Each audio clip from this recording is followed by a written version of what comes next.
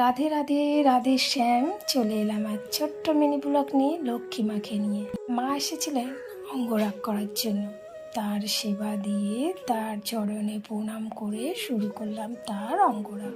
মায়ের চোখের বেশটা করেই শুরু করলাম তার তেল মালিশ। তেল মালিশ হয়ে গেলে করব পরিষ্কার, তারপরে শুরু করব তার অঙ্গরাগ। মাকে পরিষ্কার করার পরেই তার মুখের দিকে তাকে যখন দেখছি মুখটা খুব হাসি হাসি।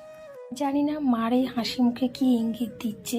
আর মাকে একটাই কথা বলার, হে মা, তুমি এই তোমার ছোট্ট ভক্তর কাছে যেমন এসেছো, তুমি তার হাত ধরে তুমি তোমার মনের মতো করে সাজুগুজু করে নাও। মাকে যখন পরিষ্কার করি তার মুখটা যেমন হাসি হাসি ছিল, তাকে সাজানোর পর আরও কিন্তু মুখটা খুব মিষ্টি লাগছিল। আজ যে পোশাকটা পরেছে সেই পোশাকটাও কিন্তু আমার হাতের। মা কতটা খুশি জানি না, কিন্তু আমি ভীষণ খুশি মাকে সেবা দিয়ে। রাধে রাধে।